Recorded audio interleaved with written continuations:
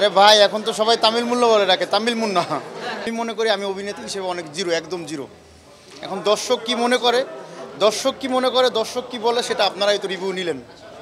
তো দর্শক সারিতে বসে সিনেমা দেখায়, যখন শীষ দেয়, হাতে তালি দেয়, তখন অনেক ভালোই লাগে নিজের কাছে।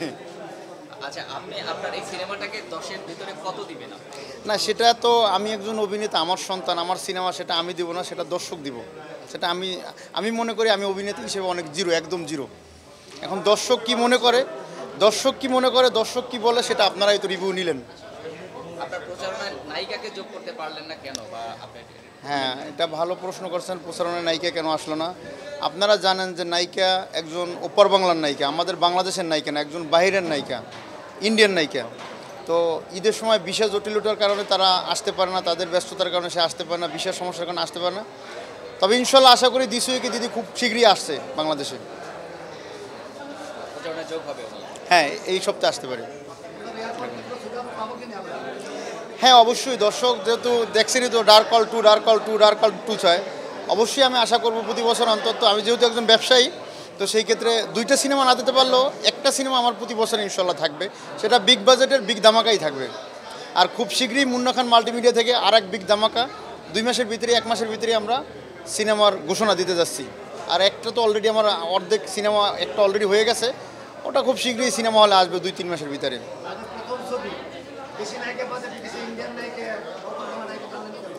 না, এটা আসলে আমাদের সিনেমা করতে গেলে তো অনেক বাধা পেরাতে হয়। তো একটা সময় যখন সিনেমার নায়িকা আমরা বাংলাদেশ থেকে একজন সুপার নায়িকা নিয়েছিলাম, নেওয়ার পরে ওনার সাথে একটু মন মালামানি হওয়ার কারণে উনি সিনেমাটা ছেড়ে দিয়েছে।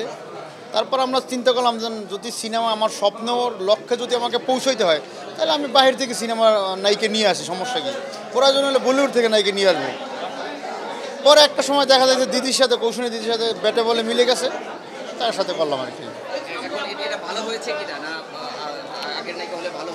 না, সেটা তো দর্শক বলবে। আমি তো মনে করি ভালোই হয়েছে, কারণ আমার সিনেমাটা শেষ করতে পেরেছি। ফাইনালি সিনেমাটা আমরা স্ক্রিনে মানুষের সামনে, দর্শকদের সামনে প্রেজেন্ট করতে পেরেছি।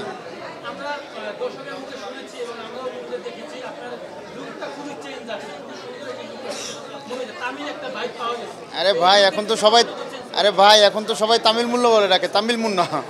তো আসলে আমি সিনেমাটা দেখার পর অনেক ইমোশনাল হয়ে গেছি, তাই কথা বলতে আমার একটু কষ্ট হইতেছে। তো এরকম একটা সিনেমা বানানোর স্বপ্ন ছোটোবেলা থেকেই ছিল, সেটা আমি ফাইনালি পেরেছি। এটাকে আল্লাহর কাছে বহুত শুকরিয়া। তারপর তো আপনারা আসি আমার সাথে। হ্যাঁ, অবশ্যই। আমার সিনেমার গল্প, আমার সিনেমার লুক সবসময় ভিন্ন প্যাটার্নেরই থাকবে, যেটা একটা চমক থাকবে বাংলাদেশের মানুষের, দর্শকদের কাছে। আর নিজে তো প্রযোজক হিসাবে থাকতে চাই মিডিয়াতে, আর অভিনয় তো পাশাপাশি অবশ্যই করব। আর নিজে একজন অভিনেতা হিসেবে দেখতে চাই, নায়কও দেখতে চাই না, একজন অভিনেতা, যার মানুষ বলে একজন অভিনেতা যাচ্ছে, একজন অভিনেতা হিসেবে দেখতে চাই।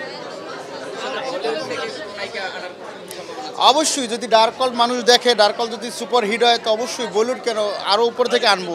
বাংলা সিনেমা এখন সারা বিশ্বে ছড়িয়ে যাচ্ছে, তো ভালোও কিছু হবে ইনশাল্লাহ। আসলে আমি সিনেমাটা দেখার পর অনেক ইমোশনাল হয়ে গেছি, তাই কথা বলতে আমার একটু কষ্ট হইতেছে। তো এরকম একটা সিনেমা বানানোর স্বপ্ন ছোটোবেলা থেকেই ছিল, সেটা আমি ফাইনালি পেরেছি। এটাকে আল্লাহর কাছে বহুত শুকরিয়া। তারপর তো আপনারা আসি আমার সাথে। আমি সকলকেই বলবো, সিনেমার সাথে যারা জড়িত, আপনারা নতুনদের পাশে থাকেন এবং আমার সিনেমাটা আপনারা আইসে সিনেমা হলে দেখেন। ঠিক আছে ভাই, থ্যাংক ইউ।